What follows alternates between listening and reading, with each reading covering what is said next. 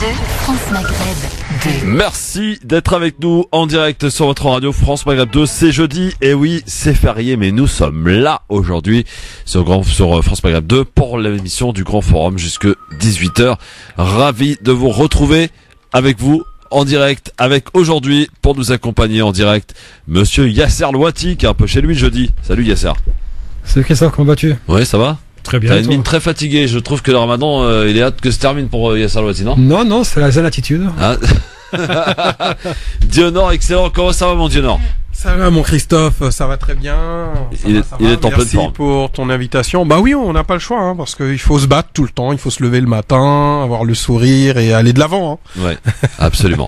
Bon, alors tous les deux, on va ouvrir, avant de parler d'un sujet qui te parlera plus, mon cher Dionor, de politique. Et on se posera la question tout à l'heure, est-ce que la République en marche a entamé, au travers de ce résultat des européennes, peut-être son intention d'aller briguer toutes les villes ou les grandes villes pour les municipales.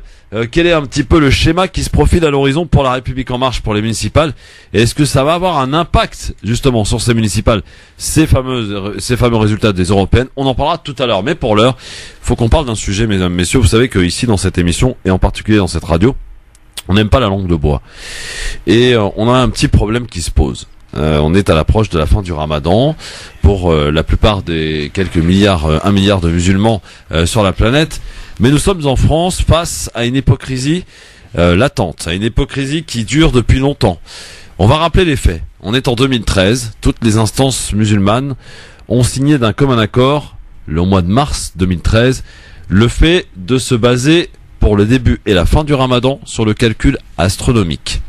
Sur le fait effectivement qu'il y ait dans la science à notre disposition qui nous dit qu'à tel endroit dans le monde, à une telle heure, nous avons ce fameux croissant lunaire qui est né et qui nous indique donc le passage d'un mois suivant. Tout le monde était d'accord jusqu'au début du premier jour du Ramadan. Vous en souvenez peut-être, vous? Yasser, tous ceux qui faisaient le Ramadan en 2013. Eh bien, on avait commencé le Ramadan un mardi matin, 13h, communiqué de la mosquée de Paris, nous indiquant qu'il y a eu erreur et que le Ramadan est reporté au lendemain. Vous vous en souvenez, évidemment. Eh bien, en fait, ce qui s'est passé, c'est qu'il y a eu une espèce de petite fronde au sein de la mosquée de Paris, de ces fameux traditionalistes qui veulent absolument que l'on observe à l'œil nu le fameux croissant lunaire. Sauf qu'il faut arrêter de nous prendre pour des imbéciles. On sait très bien que depuis des années, personne ne regarde à l'œil nu lorsqu'on désigne, j'allais dire, le début ou la fin du Ramadan. Pire que ça, on ne respecte même pas la sunna, puisqu'on devrait être censé attendre après la prière de Maghreb pour annoncer si c'est demain le début du Ramadan ou si c'est demain la fête de l'Aïd. Donc, au vu de tout cela, il était important quand même de poser cette question. Osons poser cette question. Est-ce que vous êtes pour ou contre le calcul astronomique, et qui nous permettrait d'ailleurs de nous passer de la fameuse nuit du doute, puisqu'avec ce fameux calcul, on le sait, à partir de quand commence le Ramadan, à partir de quand il se termine bien à l'avance, parce que la science ne trompe pas, contrairement à l'humain. Alors nous, on lui demande une chose, au CFCM, à tous ceux qui décident pour nous, c'est d'adopter un principe, chose qui n'existe pas depuis des années, c'est un petit peu le flou. Est-ce qu'il s'agit de suivre l'Arabie Saoudite? Oui, non. Est-ce qu'il s'agit de suivre l'Algérie? Oui, non. Est-ce qu'il s'agit de suivre, j'allais dire, est-ce qu'il en vient d'un chapitre politique? Oui, non. On veut savoir sur quoi se basent ces messieurs qui, lorsqu'ils se réunissent à la mosquée de Paris le lundi prochain à 18h, comment ils se décident. Alors, chose étant, et pour terminer, avant de laisser la parole à un spécialiste aussi, Mohamed Najah, qui est avec nous, qui nous fait l'amabilité et le plaisir d'être avec nous, chose étant que si on se base sur l'aspect local des choses, c'est-à-dire que si on souhaite regarder à l'œil nu la vision lunaire lundi soir, elle ne sera pas visible à Paris. Donc, problème, si les instances musulmanes nous annoncent l'Aïd mardi, il faudra qu'ils nous expliquent, avec des arguments à l'appui, comment ils se basent. Par contre, pour celles et ceux qui se basent sur le calcul astronomique, il est dit, et ça c'est repris, et Mohamed Najah va nous le dire, que à partir du moment où l'on voit le croissant lunaire à un endroit quelconque de la planète, on peut, donc cela nous indique que le Ramadan du Ramadan se termine, et donc pour ceux qui suivent le calcul astronomique, l'Aïd est bel et bien mardi 4 juin. Mohamed Najah, bonsoir. Bonsoir. Bonsoir. Alors, j'ai fait un petit résumé, un vague résumé de ce pourquoi on avait décidé d'en parler aujourd'hui. Mohamed Daja, pourquoi il est important peut-être d'adopter cette fameuse stratégie, et alors peut-être de répondre de manière efficace à tous ceux qui disent oui mais non, moi je suis contre le calcul parce que dans le Coran ou dans la sunna du prophète, il est dit que on doit regarder à l'œil nu. Qu'est-ce qu'on répond à ces gens-là? À ces gens-là, on répond que Dieu a béni le calcul.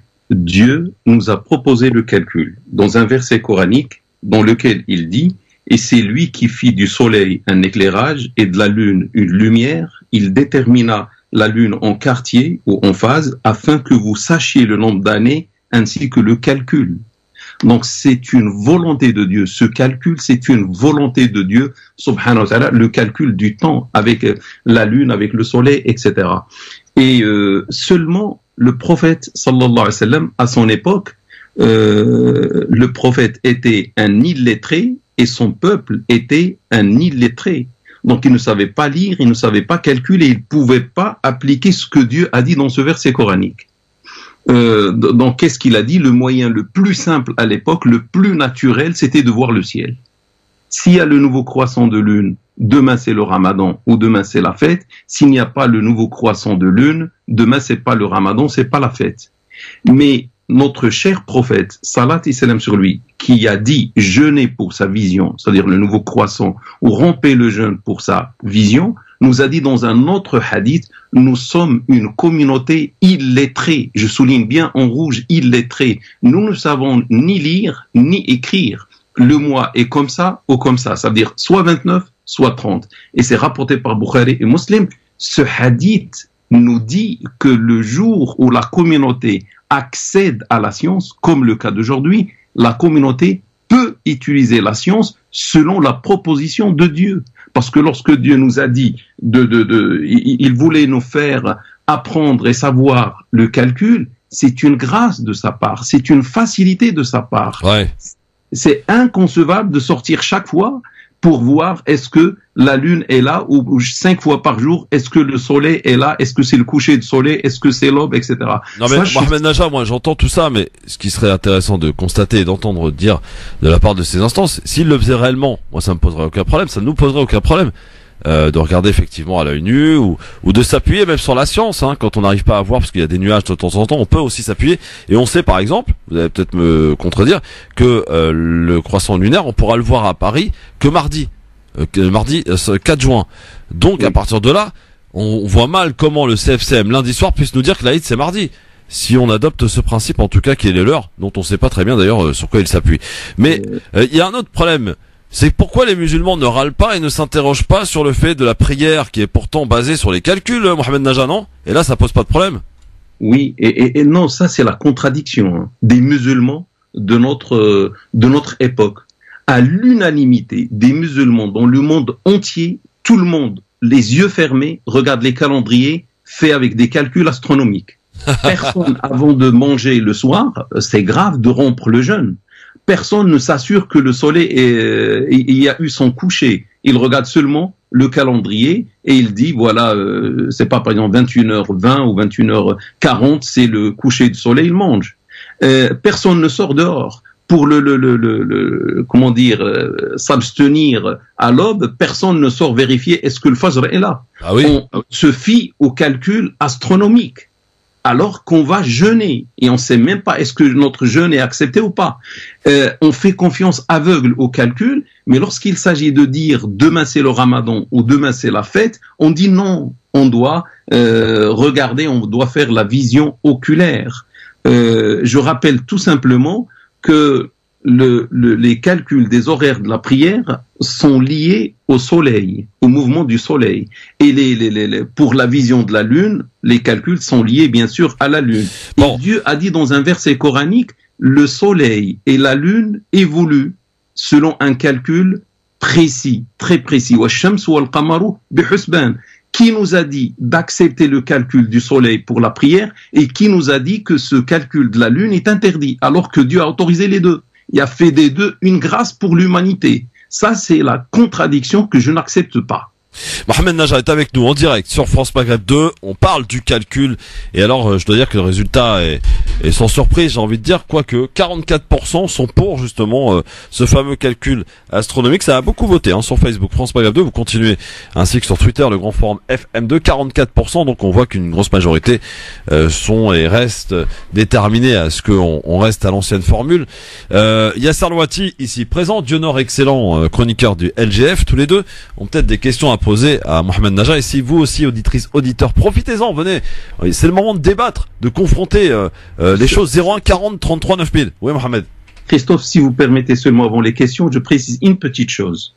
Nous, et je pense, tous les musulmans sont pour l'unité, pas en France, dans le monde entier.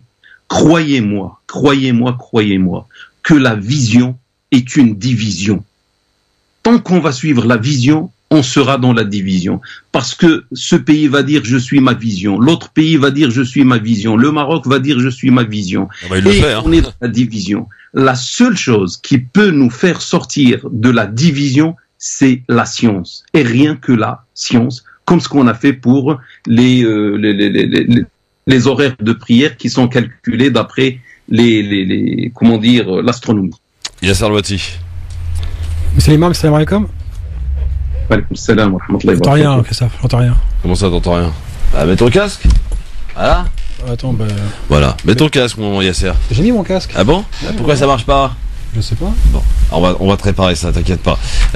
Donc, ta question à monsieur l'imam, monsieur Mohamed Najah, qui est avec nous en direct au 01 40 33 9000 pour lui poser vos questions. C'est bon?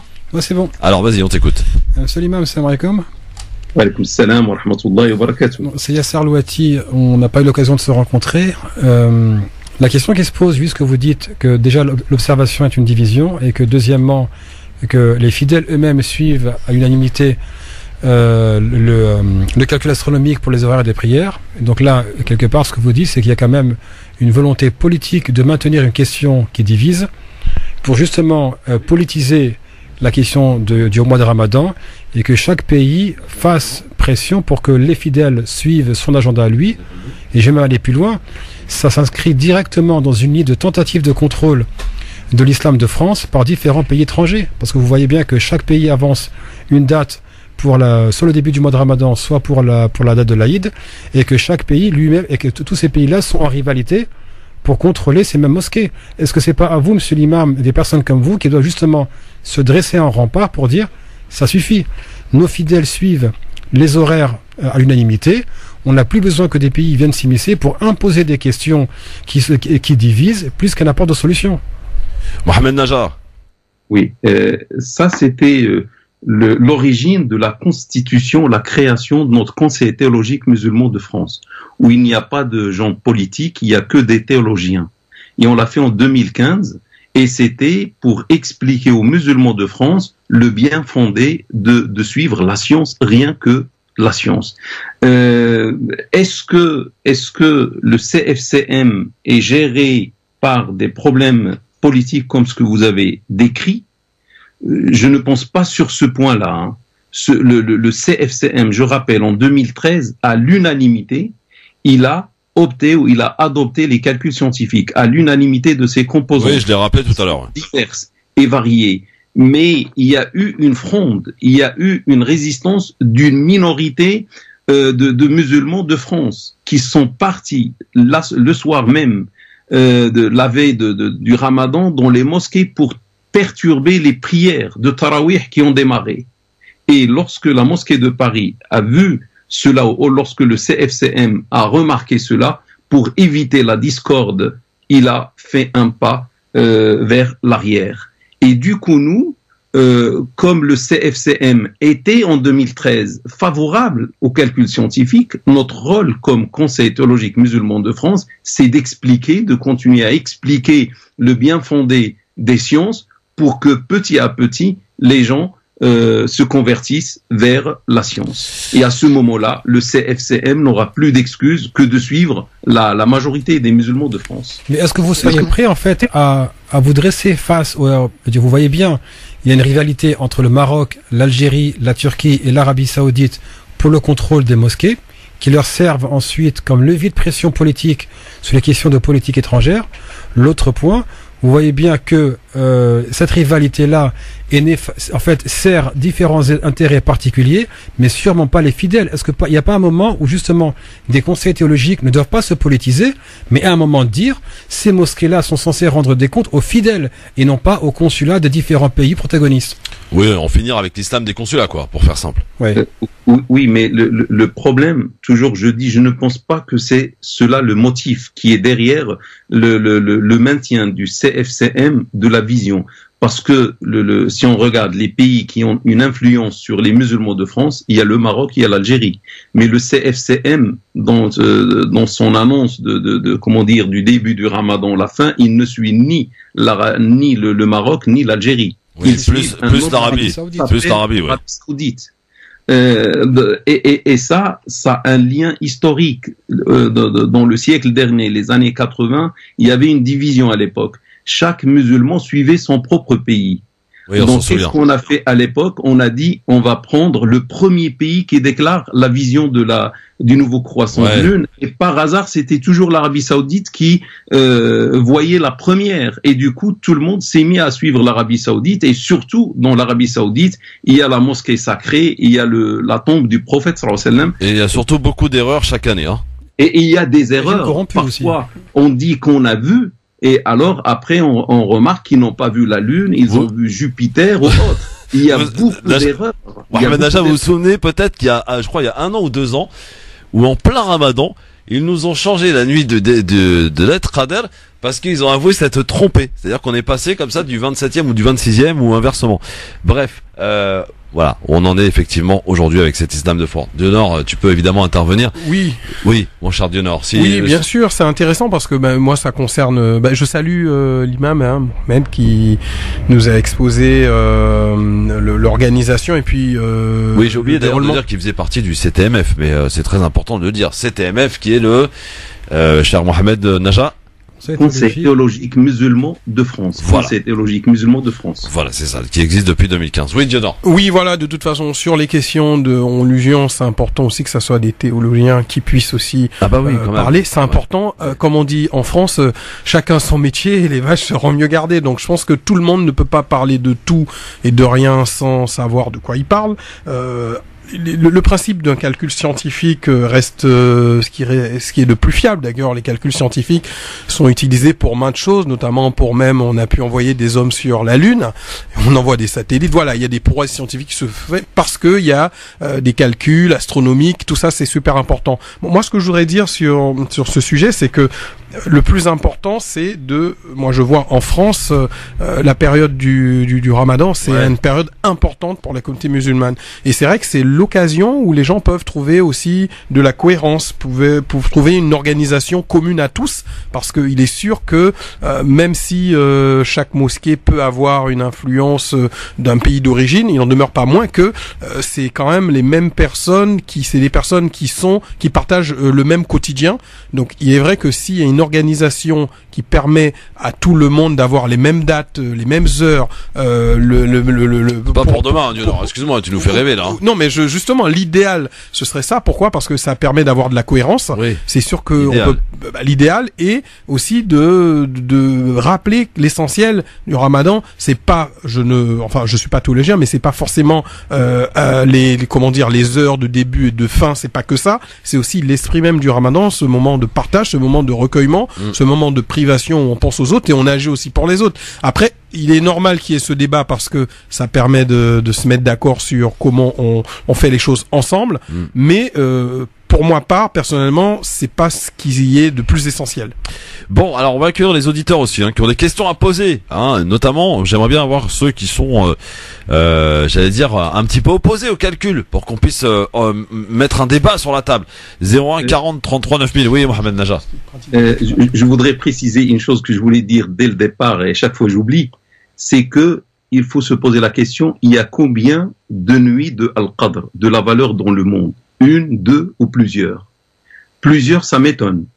Parce que la vision, lorsqu'on suit la vision, et chaque pays nous dit une vision, et jeûne un jour, par exemple lundi, l'autre commence mardi, etc., c'est-à-dire on n'aura plus la même nuit de valeur. la nuit de l'Qadr, alors que la nuit de l'Qadr, il n'y en a qu'une seule. Et c'est pour ça, nous, Conseil théologique musulman de France, on veut unifier les musulmans de France et même au-delà du monde autour de la science. Parce que si on parle de la science, il n'y a plus d'erreur et la nuit de l'Qadr, il n'y aura qu'une seule pour tous les musulmans du monde. Ah oui, oui. Effectivement, c'est bien vu, Mohamed Najjar. Moi, Abdel Halim, bonjour. Bonjour, salam alaikum. Wa alaikum salam. Alors, vous avez-vous une question à poser? Non, enfin, je sais pas comment vous dire, mais. Bah, dites-le. Essayez en tout cas. Je suis vraiment c'est désolant ce qui se passe là sur l'antenne. Comment ça, c'est désolant, monsieur? Vous choisissez un thème qui est axial, qui est majeur, qui est important dans la vie de chaque musulman, et vous prenez position, vous orientez le débat, vous invitez quelqu'un qui a une façon de voir et non d'autres personnes qui ont l'autre façon de voir. Je ne suis ni pour l'une ni pour l'autre, pour que ça soit clair. Je ne suis ni pour l'une ni pour l'autre. Je suis un simple musulman qui a une culture religieuse très limitée, qui ne me permet pas de me prononcer ni pour l'une ou pour l'autre. Mais ce que vous êtes en train de faire, ça rajoute à la division. Ah bon, votre imam, je ne le connais pas, mais il parle d'union. Ce qu'il est en train de faire, c'est pire que la division. Vous savez, aller chez son boucher, son épicier, et prendre 2 calendriers avec 2 heures de imsak différents, et quand on vous appelle, votre imam, il nous dit non, c'est pas grave, vous prenez l'un ou l'autre, c'est pareil. Non, excusez-moi, 9h, 3h30 ou 3h40, c'est pas la même chose. Dites-nous, vous êtes responsable devant Dieu pour nous orienter. Nous, on est limité, on vous suit. Arrêtez avec cette histoire de France. Il n'y a pas les choses. Mais monsieur, soit... Allô? Monsieur, impossible qu'il y ait 36 000 islams. Monsieur, soit... Non, attendez, non, excusez-moi. Non, vous m'excusez, pardon, parce que c'est pas un monologue, monsieur, ici. Vous appelez, effectivement, vous faites votre remarque, vous avez pu le faire assez tranquillement. D'accord, mais il y a quand même une limite quand même que je n'accepte pas, cher monsieur. De là à dire que c'est pire que la division, ce qu'on fait, on est en train d'expliquer ce à quoi la science pourrait apporter justement pour éviter cette fameuse division que vous êtes en train de dénoncer, cher monsieur. Donc, faut savoir où vous placez, quoi. Vous dites vous-même que vous n'êtes ni pour l'un ni pour l'autre, mais on a bien compris en tout cas que vous avez une certaine orientation. Alors je vais peut-être laisser Mohamed Najjar répondre, parce que moi j'aurais pas davantage de choses à dire, si ce n'est que regretter ce genre d'appel. Mais bon, allez Mohamed Najjar, on vous écoute. J'explique tout simplement que les Turcs de France suivent le calcul.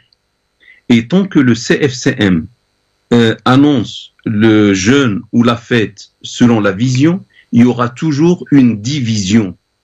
Et jamais on va critiquer les Turcs, tout en sachant que le président actuel du CFCM, que je salue, est un Turc.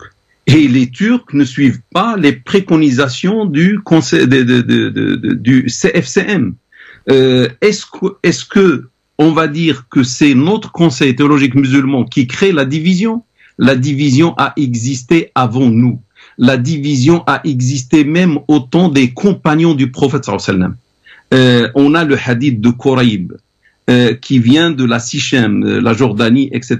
Et a laissé Muawiyah qui a jeûné un jour. Lorsqu'il arrive à Médine, il dit à Ibn Abbas, j'ai vu avec mes propres yeux. Ibn Abbas lui dit non, je te suis pas. Donc la division existait même chez les compagnons et le hadith est authentique. Et pendant les 14 siècles, il y a eu la division, soit pour des raisons politiques, soit parce que les moyens de télécommunication n'étaient pas rapides comme aujourd'hui. On savait pas qui a vu, qui n'a pas vu, et on commençait à Mohamed, dans un instant, on est de retour avec la suite des questions. On remercie quand même cet auditeur, mais vraiment, on prend absolument pas parti. On essaie d'expliquer, oui. À titre personnel, oui, je le dis clairement, je suis favorable au calcul astronomique, c'est ce qui résoudrait beaucoup de problématiques aujourd'hui. Quand vous allez avoir votre patron, et là je m'en arrête là parce que la pub doit partir, vous allez lui dire lundi soir, monsieur, je sais pas quand est-ce que je prends ma journée, c'est soit demain, soit après-demain, il faut arrêter de se moquer du monde. Et c'est surtout que, effectivement, si vraiment ces instances musulmanes respectaient les choses et disaient voilà, on regarde à l'œil nu, on scrute. Effectivement, là on se dirait, bah ok, pas de problème, on suit le principe, on est d'accord. Sauf que là, il n'y a pas de principe, c'est politique, d'accord? Et on ne veut pas que le CFCM suive un pays qui s'appelle l'Arabie Saoudite. Basta, à tout de suite. France Maghreb 2, France Maghreb 2. Le grand forum sur France Maghreb 2 avec Yasser Louati, Dionor excellent et Mohamed Najah qui nous fait le plaisir d'être là parce que oui, nous on a pris parti évidemment, évidemment, en faveur du calcul astronomique.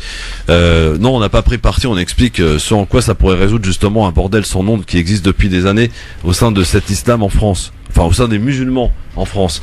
C'est pour ça qu'il était intéressant peut-être de mettre la chose sur le tapis et que chacun puisse s'exprimer et poser des questions.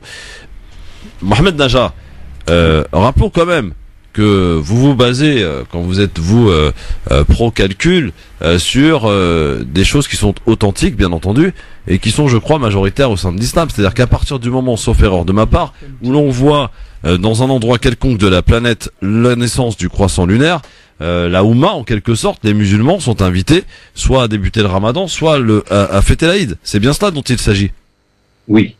L'islam nous ordonne l'unité et non pas la division. Et on ne peut pas avoir 4 débuts de Ramadan, lundi, mardi, jeudi, etc. Si la vision a lieu quelque part, tout le monde, normalement, doit suivre cette vision. C'est quand même simple, les gars, à comprendre ça. Je sais pas comment... C'est vrai que l'argument de l'unité... Des Hanafites et des Hanbalites, 3 écoles. Il n'y a qu'une seule, une partie de cette école chafi'ite qui a dit qu'il y a plusieurs visions et chaque pays a sa vision, etc.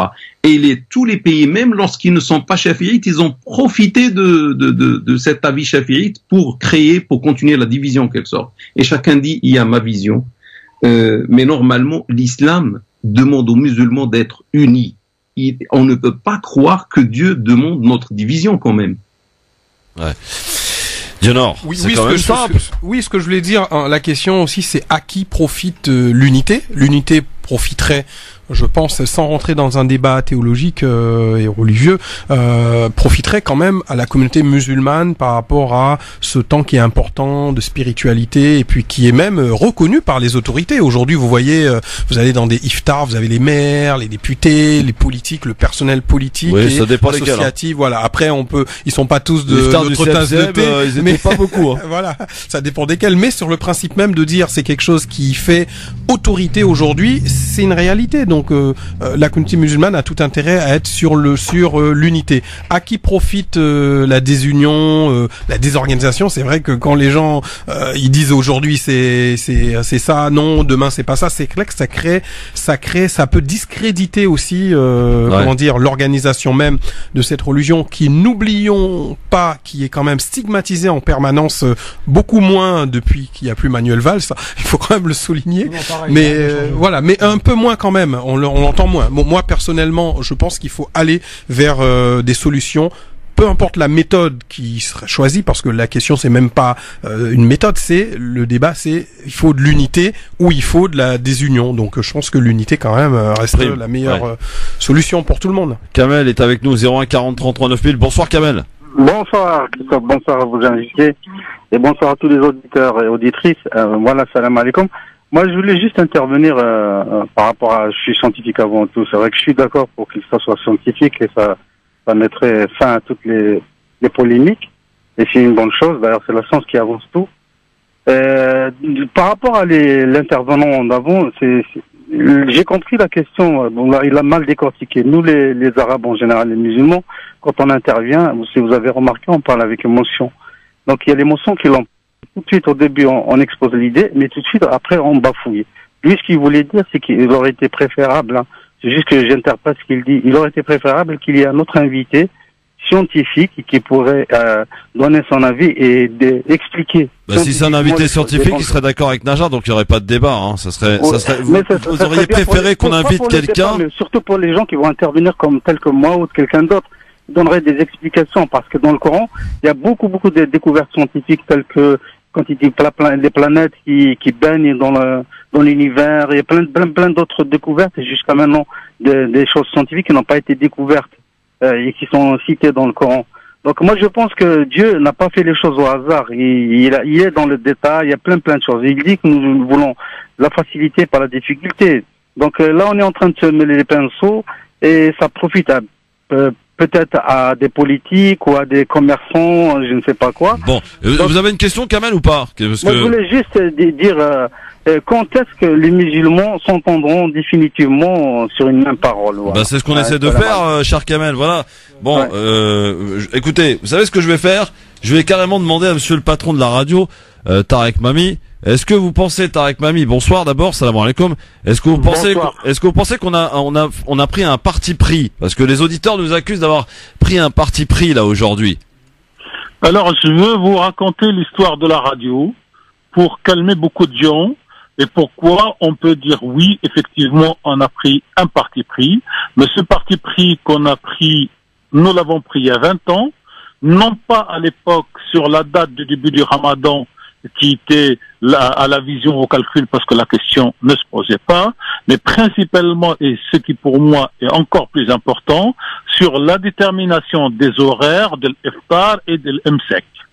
Quand on a créé la radio, en gros, en 1987, il n'y avait, excusez-moi de vous le dire d'une manière brutale, ni Ramadan, ni antenne, ni quoi que ce soit.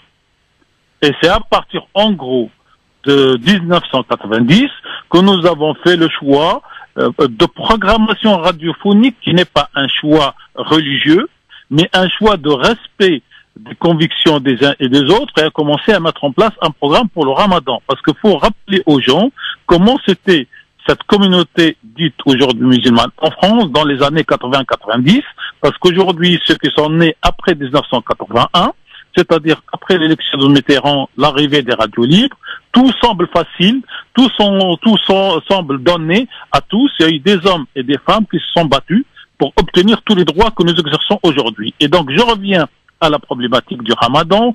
De mémoire, c'était en 92-93. Le fax venait d'arriver dans la société française. Dans mon bureau, j'avais acheté un fax et j'avais appelé à l'époque la mosquée de Paris et l'organisation OIF que je connaissais même pas à l'époque au téléphone pour leur dire est-ce que vous pouvez m'indiquer comment on fait pour les horaires parce que nous sommes une nouvelle radio et on souhaite donc donner à nos auditeurs une indication sur les horaires de l'Iftar et de l'Imsek. Et écoutez bien la réponse. Et tout le monde le sait dans l'équipe de la radio ancienne et chez les interlocuteurs. D'un côté, j'ai eu donc un petit fax avec le calendrier du mois de la mosquée de Paris. Le lendemain, je reçois 25 pages que j'ai gardées pour mes archives en provenance d'une organisation qui s'appelait l'UIF que je connaissais pas. J'étais étonné de recevoir d'un côté une page, de l'autre 25 pages. Et je me suis mis à lire les 25 pages. Et dans ces 25 pages, il y avait beaucoup d'explications, beaucoup de hadiths, beaucoup de versets du Coran pour expliquer pourquoi cette organisation UIF, que je ne connaissais pas encore une fois, avait choisi l'angle dit du 12 degrés. En reposant, pour faire simple, sur la parole qui dit accélérer à l'heure du repas et retarder à l'heure de l'Imsek. Donc, il y a une démarche intellectuelle, qu'on soit convaincu ou pas, ça n'a pas d'importance, mais il y a une démarche explicative du fait.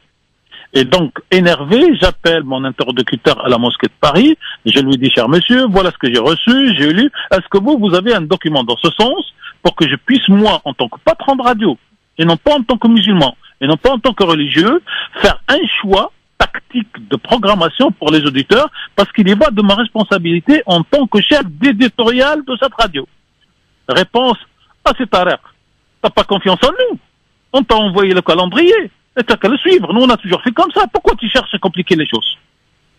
Et à partir de ce jour-là, j'avais décidé en tant que patron de cette radio, et je n'utilise jamais ce mot à l'antenne, comme vous le savez, cher Christophe, cher Yasser et tout le monde, je dis, moi, je suis celui qui me donne des explications intellectuelles qui arrivent à convaincre ma conscience, et je ferai à partir de ce jour-là de suivre. Et c'est pour ça que dès le départ, donc depuis les années 1995, nous avons toujours suivi les horaires de prière donc, et de l'Imsek et de l'Iftar de l'UIF en partant sur cette base du premier verset du Coran, le seul qui pour moi emporte tout dans ma vie personnelle, c'est Iqra. Iqra ne signifie pas Anon. Ça signifie lis, comprends, interprète, discute, échange, convainc-toi, convainc les autres, que les autres te convainquent. Et à partir de ce moment-là, on a fait ça. Et quand cette nouvelle question donc du calcul est arrivée, j'ai été faire des recherches. Monsieur, donc notre imam du jour, monsieur Mohamed Naji, notre Najah, excusez-moi, notre Bajrafil qui est avec nous, avec lequel on travaille des années, notre ami Jaballah qui est un ami personnel et tout le monde le sait, ont commencé à travailler en 2015. Moi, j'ai été chercher et j'ai trouvé qu'il y avait une décision, non pas de CFCM en 2013 en France, mais une décision qui, en gros et de mémoire, date de la Turquie de 1975. Il y a une réunion de tous les pays musulmans, de tous les muftis musulmans. À l'époque, il n'y avait pas les dissensions Qatar, Émirats, Arabie Saoudite, Turquie, frères musulmans comme aujourd'hui. Et tous les pays, je dois avoir le document quelque part dans les archives, avaient signé, tous les pays musulmans, les 60, un document dans lequel ils ont signé qu'ils étaient tous d'accord en 75 pour l'adoption de la règle du calcul. Exact, tout à fait. Et ils ont rajouté un paragraphe. Cependant, pour des questions de tradition et de culture, chaque pays ira à son rythme pour adopter ce principe, mais la règle en 75 est que tout le monde finisse dans le calcul. Ouais. Et c'est pour ça, comme l'a dit tout à l'heure notre imam, que les Turcs donc font la fixation de la date selon le calcul astronomique, et que la communauté turque ici en France ne suit pas le CFCM, mais la date de la Turquie. Et d'ailleurs, il faut rendre hommage à M. Ahmed Okras, avec tous les défauts qu'il peut avoir comme être humain, comme tous les autres, c'est qu'il respecte la règle du CFCM en France et qu'il applique la règle de la Turquie dans sa propre organisation. C'est dire la complication et dire que la science, avec Iqra, pour moi, en tant que patron de la radio, c'est la dernière fois que je utiliserai ce mot, est la seule règle. Quand on est convaincu, quand on arrive à convaincre les autres, il faut le faire. Aujourd'hui, nous allons diffuser pour la première fois la prière de la Eid al-Fitr en direct du Parc Chano de Marseille. Et sachez, chers auditrices, chers auditeurs, parce que je ne parle pas à mon équipe, je parle à de l'extérieur, que la radio envoie une équipe, que l'équipe est obligée de descendre lundi après-midi pour installer un studio au Parc Chano en attendant la décision de CFCM pour faire son travail, soit le mardi matin, soit le mercredi, c'est qu'en termes d'économie pour chaque chef d'entreprise, veut dire c'est 2 nuits d'hôtel supplémentaires. Bah oui. Donc il y a une nuit supplémentaire. Faut dire les choses d'une manière basse. Alors que si on savait que c'était le mardi, on descend lundi. Si on savait que c'était le mercredi, on descend le mardi. Et je termine par une anecdote. J'ai rencontré une fois le maire d'une très très grande ville de France, à qui j'expliquais la chose. Il m'a dit, Monsieur Mami, je vais être clair avec vous. Je ne peux pas, dans mon agenda, tous les ans, réserver 2 matinées, en attendant qu'à 22h, on m'appelle pour me dire, Monsieur le maire, venez demain matin. Ou non, Monsieur le maire, ne venez pas demain, c'est après-demain. C'est un jour que je mets dans l'agenda, et d'ailleurs, mes interlocuteurs musulmans que je rencontre dans ma ville, et j'en terminerai là, je leur dis, messieurs, fixez-moi une date. C'est soit le 3, soit le 4. Et je vous réserve cette matinée. Mais je ne vous réserverai pas 2 matinées. Et pour faire la boutade, tout le monde sait à l'avance que le 25 décembre, c'est Noël, et ainsi de suite, ainsi de suite. Donc, à partir du moment où la religion, et ça c'est pas moi qui parle, c'est l'imam qui dira ce qu'il pense, donne les moyens intellectuels pour que la chose soit claire sur les dates comme sur les horaires, eh ben, c'est aux religieux de prendre la responsabilité, et c'est aux hommes politiques. Ce qui vient de se passer hier, entre le CFCM, le ministre de l'Intérieur, qui ne seront pas au dîner du CFCM ici à Paris, et qui seront au dîner du CRCM, donc d'une localité astrave, est un scandale politique. Et tant que les chefs musulmans, à la fois politiques et religieux, n'ont pas pris la même décision, la République ne nous respectera pas, la République ne les respectera pas, et nous serons toujours des pions entre les mains des politiques français, entre les mains des politiques des pays dits d'origine, même pour les gosses qui sont nés en France et qui ont aujourd'hui 15 ans et qui n'ont pas d'autres pays d'origine que la France. Et je vous remercie. Mais la position de la radio est claire. C'est la science qui détermine, et Iqra détermine la science. Merci. Merci Tarek Mami. Voilà. Bon. C'est clair. Ouais, oui, c'est clair. Oui, c'est clair. Et puis c'est limpide, c'est lucide. Et c'est vrai que sur les questions de division, ce que je disais tout à l'heure, l'exemple du ministre de l'Intérieur qui ne respecte même pas une organisation que nos institutions auraient même mise en place, ça veut tout dire. C'est-à-dire qu'on n'est pas crédible, on n'est pas sérieux, et en tout cas, vraiment, la communauté musulmane a tout intérêt à s'unifier sur des questions symboliques et très fortes comme ça qui impactent beaucoup de choses dans le quotidien des gens sur cette période. Et voilà. Yasser Al-Wati. T'es bien silencieux depuis tout à l'heure. Non, parce que Qu'est-ce qui se passe? Non, je suis pas silencieux. Bon, Tarek, je pense qu'il a tout résumé. Maintenant, sincèrement, moi, encore une fois, bon, je vais pas répéter que mon positionnement ne s'inscrit pas sur les questions religieuses. Oui. Mais bon, je pense, et je vais être assez franc, je pense que soit les personnes en place manquent de courage pour dire stop à l'ingérence des pays étrangers et des ingérences de groupes de pression idéologiques, ou bien ils sont partie prenante. Parce qu'on ne peut pas, 40 ans après, continuer à nous dire oui, tel pays s'ingère. Autant d'ingérence dans une communauté, enfin en France, il y a un moment, il faut avoir la maturité pour dire stop. Et je ne jette pas seulement la pierre aux responsables religieux, absolument pas. Je vois les commentaires que je reçois sur les réseaux sociaux quand je commente sur ces questions-là. Excusez-moi, je vais être méprisant, d'une débilité sans nom. Il y en a qui vous disent je préfère l'ingérence par exemple du Maroc à celle des Émirats, ou bien il faut laisser le Maroc gérer l'islam de France, ou bien il faut laisser l'Algérie, comme si eux-mêmes faisaient aveu d'impotence, de faiblesse et d'immaturité pour s'auto-organiser ou s'auto-gérer. Encore une fois, on n'a jamais vu, et je fustige ces pays, on n'a jamais vu et on ne verra jamais ni le Maroc, ni l'Algérie, ni la Turquie, ni l'Arabie Saoudite, ni la Tunisie, ni personne venir défendre les musulmans face à l'islamophobie qu'ils affrontent tous les jours. Voilà. On les verra jamais s'offusquer face aux violences policières qui tuent chaque année dans les quartiers populaires des personnes qui souvent sont de confession musulmane et d'origine de ces pays-là. Donc ces pays-là, lorsqu'ils viennent se servir dans les mosquées de France, ils sont les premiers, mais par contre, pour venir servir celles et ceux qui prétendent contrôler, là, il n'y a plus personne. Et dans ce cas-là, c'est la faute aussi bien des fidèles qui fréquentent les mosquées et qui ne prennent pas leurs responsabilités et qui veulent regarder ailleurs, que des responsables religieux qui soit d'un côté manquent de courage ou de l'autre savent se faire arroser grassement.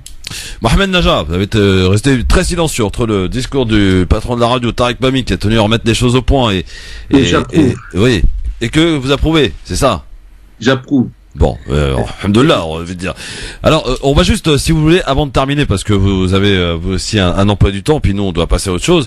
Hein, peut-être en guise de rappel, très important de rappeler ce pourquoi on a voulu faire cette émission aujourd'hui, ce débat. Aujourd'hui, on est donc à quelques jours de la fin de ce mois du Ramadan, et pour celles et ceux qui ont choisi donc j'allais dire la facilité entre guillemets, mais plus que la facilité, la clarté, la limpidité, enfin. Le calcul astronomique, voilà. Et il y a encore effectivement ceux qui sont, on va les appeler des traditionnalistes parce que c'est le cas, ceux qui veulent absolument se rassurer, s'appuyer sur une vision locale. Aujourd'hui, le calcul permet de savoir quel jour débute ou termine le Ramadan à l'avance. Lundi soir, on est obligé de l'attendre, comme le disait Tarek. Et c'est vrai, là, pour le coup, c'est une vraie anecdote qu'il vous raconte. C'est-à-dire que le mardi matin, on envoie une équipe de la radio diffuser la prière de l'Aïd au Parc Chano. On fait partir l'équipe lundi, parce qu'on ne sait pas si ça va être mardi ou mercredi. Donc si c'est mercredi, ça fait une nuit supplémentaire d'hôtel et un coût économique supplémentaire pour deux ou trois ou quatre personnes. Donc voilà où on en est. Est-ce qu'on peut faciliter les choses? Comme vous le disiez tout à l'heure, monsieur Najah, c'est l'islam n'a pas autorisé la division. Donc soyons unis, quoi. Est-ce qu'on peut être capable de s'unir? Oui, on peut être capable de s'unir. À condition de faire utiliser nos raisons. Je rappelle que le CFCM se compose d'administrateurs qui ne sont pas des théologiques. Le moment est venu de donner la parole, de consulter au moins les théologiques en France. Et ce sont eux qui doivent dire au CFCM, dans ce domaine de religion, qu'est-ce qu'il doit faire. Pour le rappel, ce que j'ai dit tout à l'heure, il y a eu dans le passé une règle qui était simple. Il n'y avait pas le CFCM, il n'y avait pas des gens qui représentaient les musulmans de France. Il y avait quelques mosquées en France et tout le monde suivait le premier pays qui était l'Arabie Saoudite pour ne pas se diviser en suivant le Maroc, l'Algérie, etc. Et le premier, c'était l'Arabie Saoudite. Je dis que cette règle maintenant est dépassée. Maintenant, on a plus que 2000 mosquées. Aucun pays dans le monde ne suit la vision d'un autre. On est un État. On est des Français. On est en France, ça suffit. On va pas suivre les autres. Il faut choisir, il faut se mettre autour d'une table et choisir un avis sur deux, un avis théologique sur deux. Qu'est-ce qu'on peut choisir? Soit les calculs scientifiques, qui ne nous coûtent rien et qui sont précis et fiables, soit la vision. Mais si on choisit la vision, ici en France, pas ailleurs, ça veut dire des comités désignés par le CFCM qui se trouvent sur tout le territoire de France, qui vont observer la nouvelle lune pour déclarer le début de Ramadan ou la fête. Seulement, je dis une chose, si on choisit la vision, c'est coûtant, ça va coûter des hommes et de l'argent. Il faut avoir cet argent. Deuxième chose, d'après les calculs astronomiques, la France n'est pas un pays qui peut voir dès le début la nouvelle lune. Les pays qui peuvent voir, c'est la ligne Arabie Saoudite, Égypte, Algérie, Maroc, etc. La France, toujours, c'est le lendemain. Et en plus, il y a toujours le ciel français couvert de nuages dans presque toute l'année. Surtout quand le Ramadan, mois de décembre, février, janvier, mars, avril, etc. Tout le temps, il y a des nuages. C'est-à-dire, on va pas voir. Et à ce moment-là, tous les mois, en France, seront des 30 jours. C'est-à-dire, on va commencer 3-4 jours après le monde musulman, notre Ramadan. Donc, on doit choisir soit la vision pour ceux qui aiment la vision, mais que ça doit se passer sur le sol français. Et on va être toujours les derniers, 2 jours, 3 jours après les autres, ou bien, et ça va coûter de l'argent et des moyens qu'on n'a pas, ou bien le calcul scientifique qui est fiable et qui ne nous coûte rien. Sachant que la vision est incertaine, on commet toujours des erreurs lorsqu'on voit avec l'œil. Merci Mohamed Najah, et je précise et rappelle, j'aime bien ça, le faire, hein, c'est mon côté un peu taquin. Tout au long de l'année, j'allais pas dire on crache parce que c'est pas le mot, mais on critique. On en met plein les dents au CFCM. Oui, il ne nous représente pas. Oui, CFCM, nanani, nanana. Pourtant, c'est bien ce fameux CFCM qu'on attend et qu'on suit comme des moutons lorsqu'il s'agit de commencer ou de terminer le Ramadan. Je dis ça, je dis rien. Voilà. Merci en tout cas Mohamed Najah pour vos explications et Aïd Koum Moubarak à vous par avance, cher Mohamed Najah. Et pour vous, c'est mardi, hein, le 4 juin.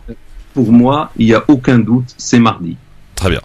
Merci pour votre participation et votre éclairage, Mohamed Najah. Et à très très bientôt sur France Maghreb 2. Dans un instant, messieurs, on change de politique, votre volet, de sujet.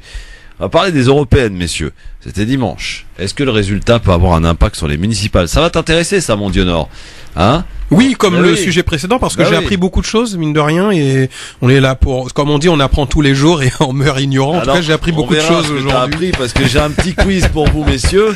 Le trophée de la Ligue des Champions sera pour Yasser Louati ou pour Dionor Excellent? J'ai pas regardé le match. À tout de suite. Ouais, le match, on va le découvrir dans un instant. Bougez pas. France Maghreb 2, France Maghreb 2. France Maghreb 2 vous souhaite un bon Ramadan. Tout de suite, retrouvez la chronique du docteur Sarah Laksimi, Santé Ramadan, du site santéramadan.fr. Bismillah, alhamdulillah, wa salatu wa salam ala rasulillah. Nous avons parlé précédemment du diabète et du fonctionnement de l'insuline, ainsi que la différence entre le diabète type 1 et le diabète type 2. Nous allons nous intéresser aujourd'hui à ces deux types de diabète. Je rappelle que l'insuline agit comme une clé et que son récepteur agit comme une serrure. Quand la clé entre dans la serrure, les portes de la cellule s'ouvrent pour laisser entrer le sucre. Il est donc nécessaire pour le bon fonctionnement du métabolisme du sucre que la clé et la serrure fonctionnent correctement. Alors quand la clé, c'est-à-dire l'insuline, ne fonctionne pas ou manque totalement, on parle de diabète type 1 ou diabète insulino-dépendant. Comme son intitulé l'indique, les patients souffrant de ce type de diabète n'ont plus d'insuline dans le corps. Les causes sont multiples et pas toutes clairement élucidées par la science. Ce que l'on sait, c'est que les cellules qui synthétisent, c'est-à-dire fabriquent l'insuline, dans le pancréas sont attaquées et détruites. D'où l'absence totale et définitive de cette hormone. Ce diabète touche les jeunes personnes et peut parfois survenir malheureusement au berceau. Il survient plus généralement à l'adolescence. Ces patients vont devoir apporter de l'insuline synthétique exogène fabriquée dans l'industrie pharmaceutique par voie injectable. Il existe aujourd'hui d'autres voies nasales par exemple. Mais que se passe-t-il si cette insuline n'est pas apportée? Le patient ne va pas pouvoir métaboliser son sucre qui va augmenter dans le sang jusqu'à l'acidose. Si cette acidose n'est pas détectée à temps, le patient peut sombrer dans ce qu'on appelle un coma acidocétosique. Si par ailleurs cette insuline est apportée comme prescrit, la régulation est meilleure mais n'est pas aisée. Autrement dit, la bonne dose d'insuline est en perpétuel ajustement. En effet, elle doit s'ajuster en fonction de l'effort physique réalisé, de la quantité et de la qualité des aliments ingérés. C'est une éducation complète qui est réalisée dans les services hospitaliers et dans les centres d'éducation thérapeutique par des professionnels de santé qualifiés pour le faire. L'alimentation est ajustée au millimètre pour que la dose d'insuline corresponde à l'alimentation ingérée. Que se passera-t-il si le patient ne mange pas au moment qu'il faut? Le patient souffrira d'hypoglycémie, une chute brutale et profonde du taux de sucre dans le sang, qui peut mener au coma hypoglycémique si le patient ne reconnaît pas les symptômes et mange dans les minutes qui suivent un sucre rapide. Nous sommes en Ramadan. Ce diabétique peut-il jeûner? En aucun cas. C'est typiquement le diabétique, il n'a plus le droit de jeûner et de faire le Ramadan, sans aucune négociation possible. Le mois béni de Ramadan, c'est aussi le mois de la prière, des invocations et de la lecture du Coran. Voyons un peu le cas du diabète type 2. Ce diabète atteint les sujets de la quarantaine et plus. C'est un diabète d'excès ou un diabète gras. Le traitement consiste à perdre le surplus de poids et faire de l'exercice physique et réapprendre à se nourrir. Autrement dit, à se rééduquer, à mieux vivre. Quand ces mesures ne sont pas observées ou insuffisantes, on passe à la prescription des médicaments. On a vu précédemment que l'insuline est une clé qui ouvre les portes sucre de la cellule. Pour que cette clé fonctionne, il lui faut une serrure. Ce sont les récepteurs insuliniques. Le problème du diabète type 2, c'est la serrure. En effet, la serrure ne fonctionne plus. Le sport ou l'activité soutenue, la perte de poids et une meilleure nutrition désaturent ces serrures et améliorent le diabète de manière spectaculaire, beaucoup plus que les traitements médicamenteux. Alors le diabétique type 2 peut-il jeûner? 3 cas de figure se présentent. D'abord, votre diabète est équilibré, c'est-à-dire que l'HbA1c, ou appelé aussi l'hémoglobine glyquée, est inférieur à 7. Votre bilan sanguin est positif. Vous pouvez jeûner à certaines conditions non négociables. Vous devez suivre à la lettre le régime alimentaire prescrit par votre médecin. Vous devez obligatoirement prendre votre glycémie tous les soirs, 2 heures après la rupture du jeûne. C'est ce repas qui causera le plus de dégâts, car vous n'aurez rien mangé depuis l'aube. Si toutes ces conditions sont remplies, vous pouvez jeûner. Attention, si votre glycémie décolle, c'est-à-dire qu'elle dépasse 1,5 g par litre, vous devez choisir entre arrêter de jeûner ou éliminer tout aliment sucré en fractionnant encore plus les repas. À voir au cas par cas avec votre médecin traitant. Il est capital de suivre ces instructions à la lettre. Autrement, vous êtes en train de vous faire du mal. Le deuxième cas, c'est que votre diabète n'est pas équilibré. Votre HbA1c est supérieur à 7. Vous n'avez dans ce cas pas le droit de jeûner à tout point de vue. Que notre jeûne soit agréé, ainsi que le non-jeûne de ceux qui ne pourront pas l'observer. Wassalamu alaikum wa rahmatullahi ta'ala wa barakatuh. C'était la chronique Santé Ramadan du docteur Sarah Laximi, une chronique que vous pouvez réécouter sur le site www.francemaghreb2.fr. France Maghreb 2 vous souhaite un bon Ramadan. Le grand forum sur France Maghreb 2 tous les jours de 16h à 18h. Ravi de vous retrouver avec Yasser Louati, qui est le président du CJL, Comité Justice et Liberté pour tous. Le CJL d'ailleurs qui appelle, mon cher Yasser, à boycotter les sorties scolaires. Exactement. Tiens. Exactement. Expliquez-nous de quoi il s'agit. Alors, vu que l'amendement scélérat a été adopté par le Sénat qui exclut les mamans portant un foulard durant les sorties scolaires, donc comme s'il n'y avait pas assez de lois pour mettre à mort ces femmes et leur interdire le travail, l'école, les piscines, leur interdire les sorties scolaires avec la circulaire Châtel, et que maintenant il faut entériner ça avec une loi, ou plutôt un amendement à la loi Blanquer.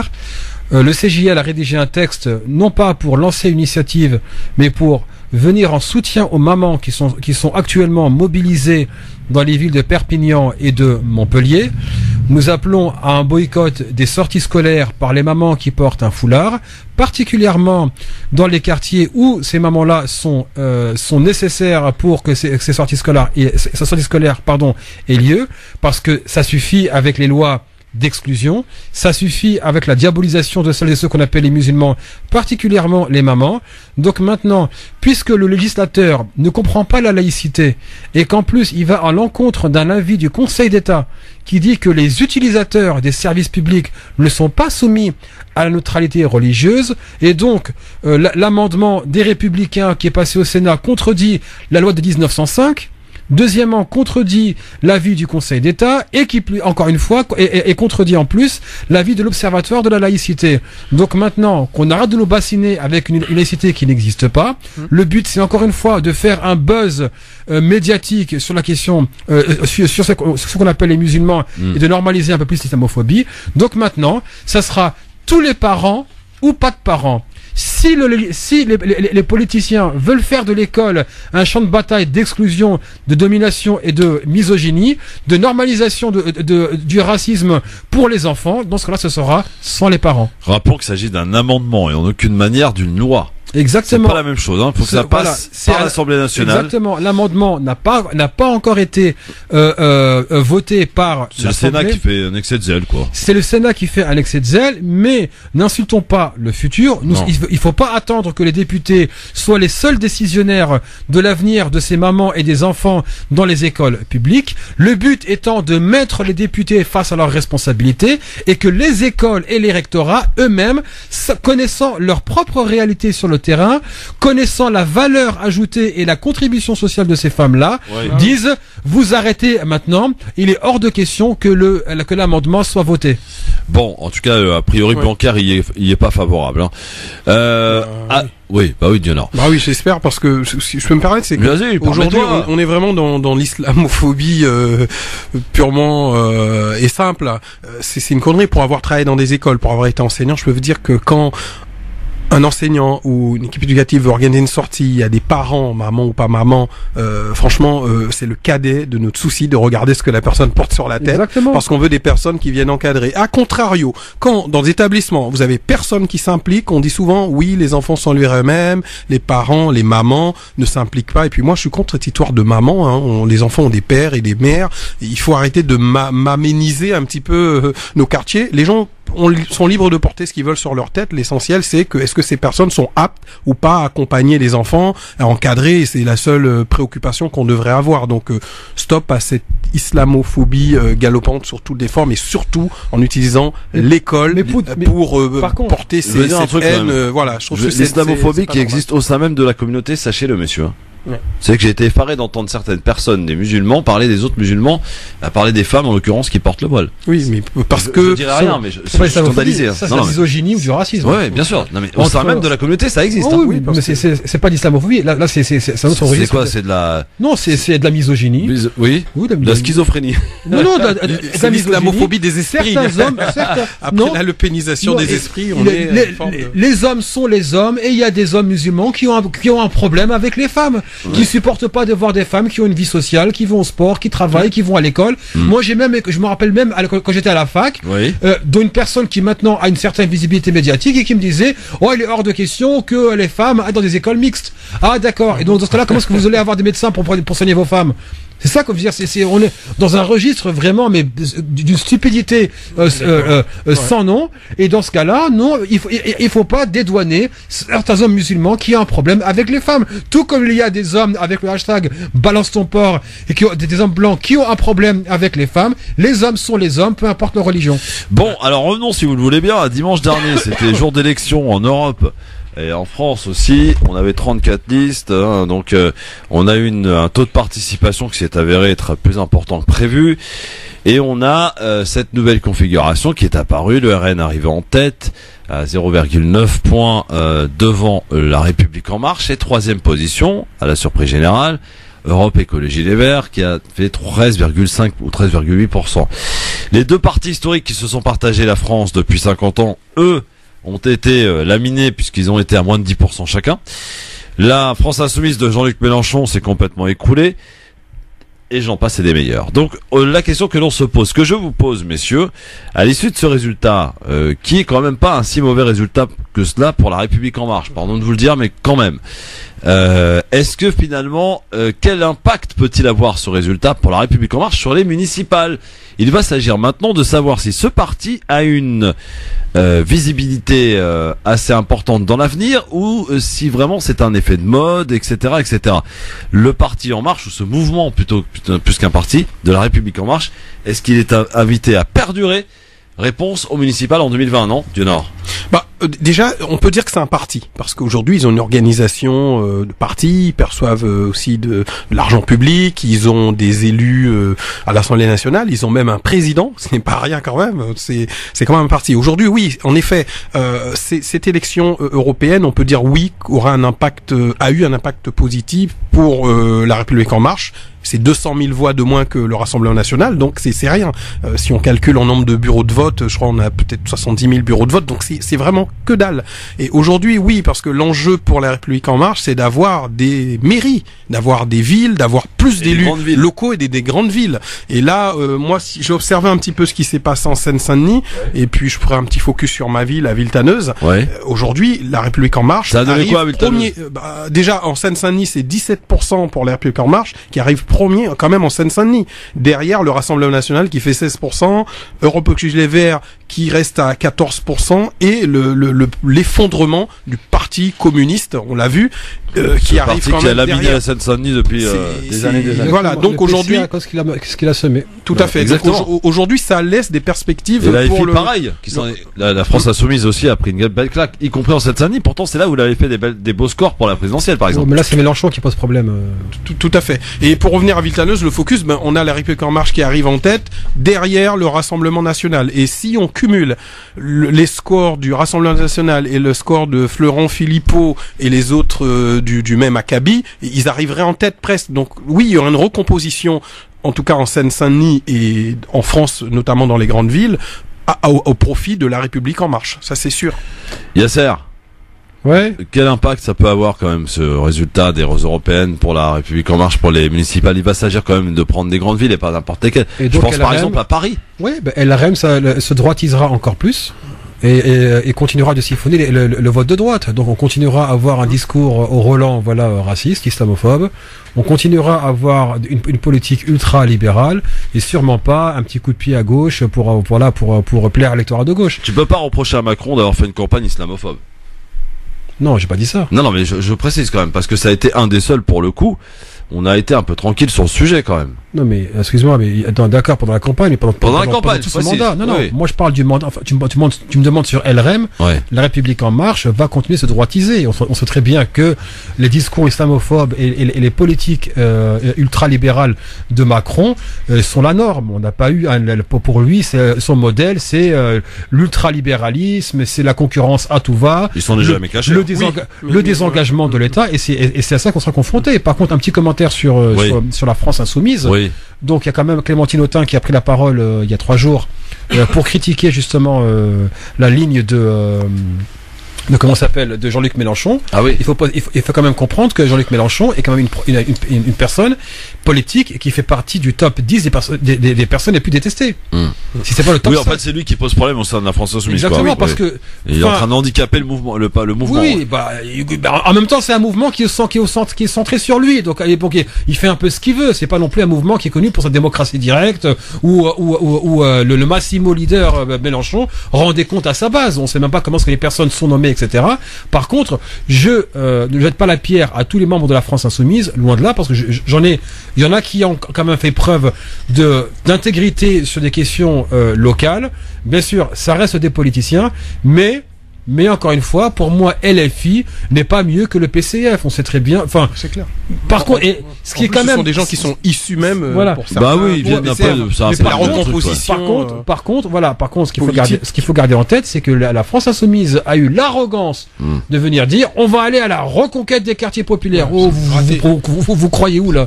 Tu vois, on va aller les conquérir, et donc c'était à base de community organizing. On a vu ce que ça donnait, hein. On a vu ce que ça donnait. Exactement. Un effondrement total en Seine-Saint-Denis, là où ils avaient fait vraiment de gros scores. Mélenchon avait fait de gros scores en 2017 pour les présidentielles. Mais donc donc la ligne du populisme de gauche de Mélenchon est un échec. Les LR, messieurs, il faut en parler quand même. Alors les Républicains, justement, ce qui est intéressant, c'est 50 ans que c'était pas arrivé cette histoire. Tout à fait. Ce qu'il disait tout à l'heure, c'est Yasser, c'est que on voit que Emmanuel Macron gagne à droite largement, mais pas parce qu'il est islamophobe. Là, je suis pas d'accord.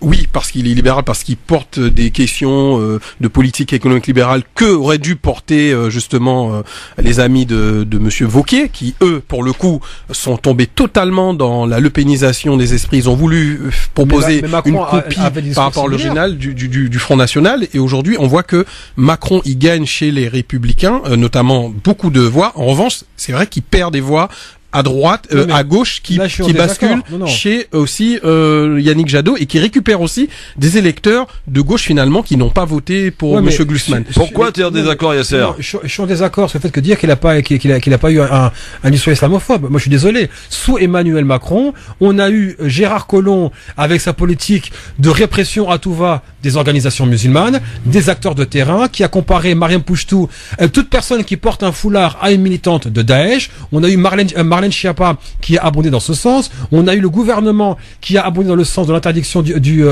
l'hystérie lancée par les Républicains sur le foulard de Décathlon. On a eu le déclaration de Macron qui dit oui, le voile contrevient à nos valeurs et je comprends qu'il peut choquer, etc.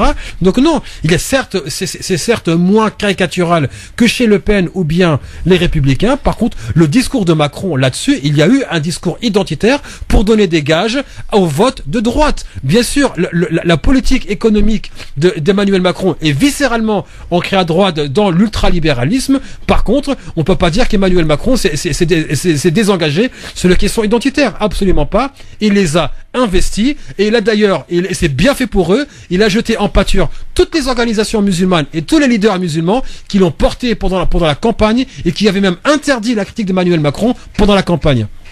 Dionor, il faut l'entendre ça. Ah oui, non, moi, de toute façon, moi, je suis pas en train de défendre. Là, je parlais de l'élection européenne. Je faisais une analyse. Oui, voilà, là, le sujet, c'est est-ce que ça aura un impact. Je suis pas d'accord sur l'islamophobie de Macron. Il est en train de t'expliquer, Yasser, avec l'exemple à l'appui quand même, qu'il y a eu des discours. Tout à fait. Après maintenant, par rapport à l'exemple que donne Yasser, que ça soit les ministres du type Monsieur Collomb, qui on faisait malheureusement qu'on voit le passé politique encore mieux. Oui, c'est sûr. Castaner, mais de droite.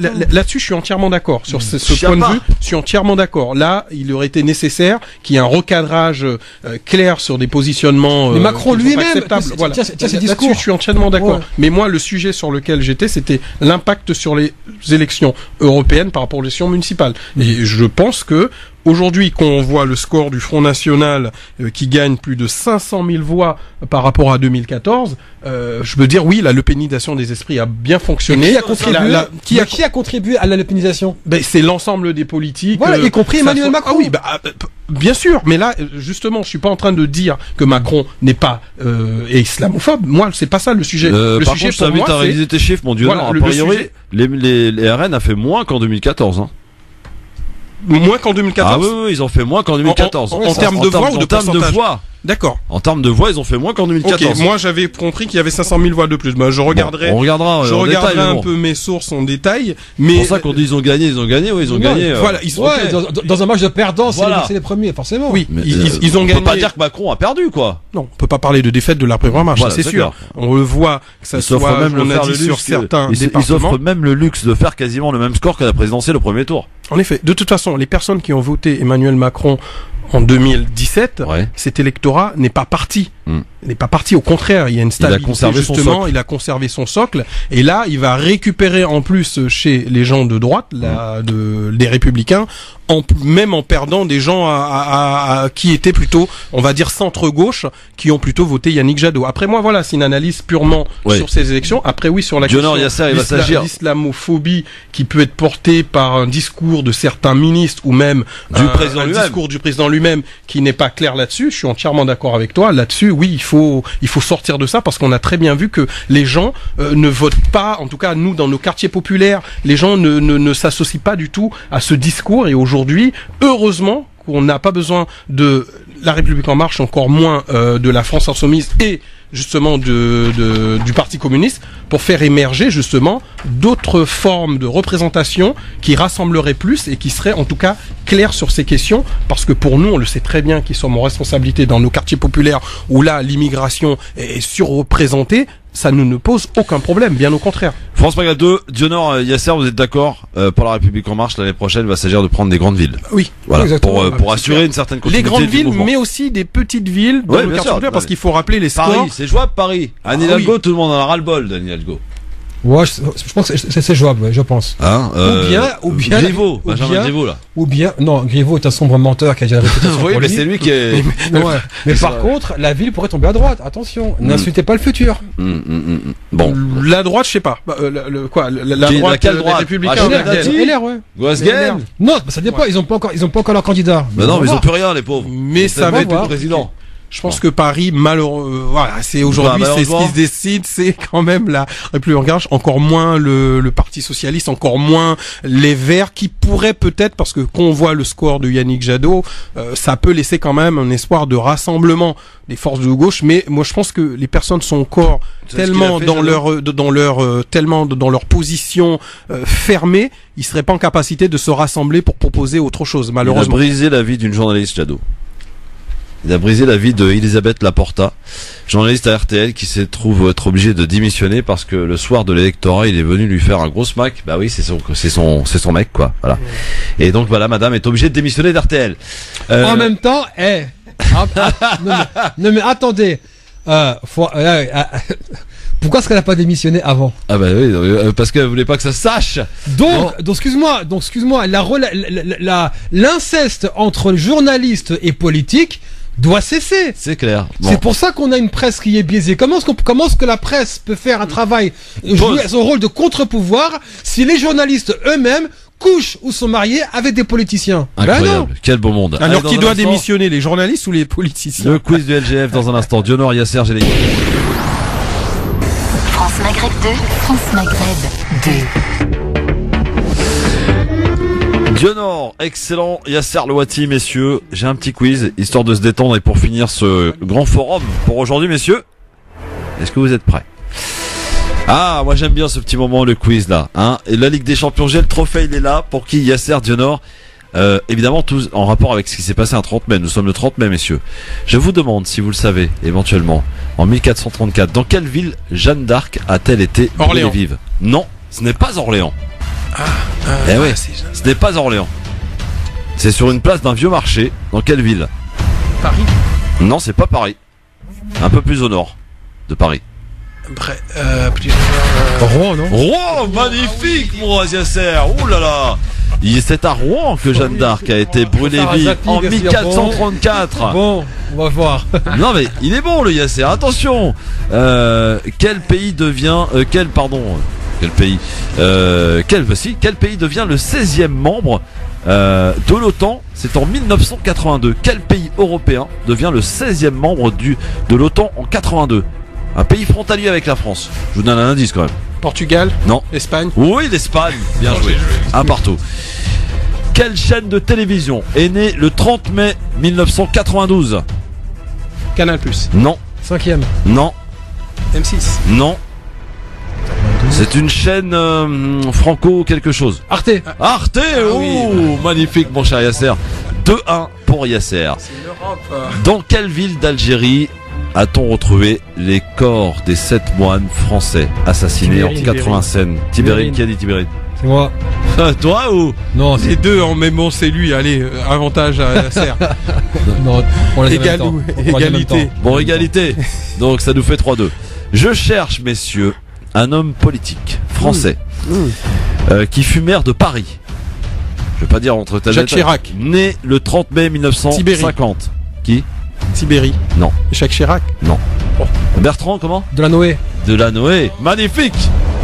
On est à Tunis ou à Bizerte, je crois. Bizerte, effectivement. Tiens, allez, pour finir, voilà, on va voir si vous êtes bon. Je cherche un footballeur anglais, né en 1980.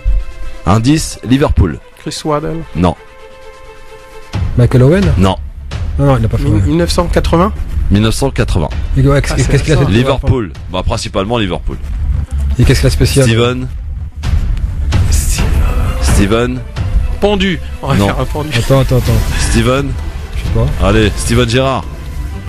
Vous connaissez? Non, vous connaissez pas. Non, bah, super les gars. Super. Allez, pour finir, je cherche une journaliste et une animatrice de télé née à Rouen le 30 mai 1963. Et c'est une journaliste pour qui on a beaucoup de respect ici. 83 ? Ouais. Non, 63. 63, quand même. Elle anime toujours, des émissions de reportage qui font un peu de bordel parce que elle dénonce beaucoup. Je vois. Elle dénonce beaucoup. La première lettre. France Maghreb ? Non, journaliste je vois à la télé. La première elle lettre. est sur France 2. Vas-y, je vois qui c'est. Cache investigation, c'est. Élise Lucet. Oui, Élise Lucet, magnifique. Ligue des Champions. Pour Yasser Louati. Oh là, et tu l'es quand même. Il était bon notre ami Dionor, mais Yasser Louati très bon aussi. Merci mon Yasser, merci mon Dionor et bonne soirée à vous tous, bien entendu. Demain, on a un sacré combat en perspective. Razik Metiche, Tarek Mami et Farid Tabsamani. Ouh là là, demain, j'ai hâte d'y être entre 16h et 18h et demain on recevra une Palestinienne. On va parler culinaire aussi avec elle s'appelle Rania. Et elle a pour un objectif particulier, vous allez voir, on en parlera demain avec elle, entre 16h et 18h. Dans un instant, le grand jeu du Ramadan. De la culture gastronomique palestinienne par les Israéliens, qui veulent se refaire une histoire là qu'ils en ont pas. Oui, et ben c'est Rania qui sera avec nous demain. Excellent. Voilà. Excellent. En plus, elle est vraiment bourrée de talent, Rania. Elle sera avec nous demain entre 16h et 18h. Dans un instant, donc le grand jeu du Ramadan. Parler Islam ce soir avec le professeur Samir Abstam jusque 20h. Merci d'être avec nous. Vous êtes bien sur France Maghreb 2. Le trophée, c'est pour Louati aujourd'hui.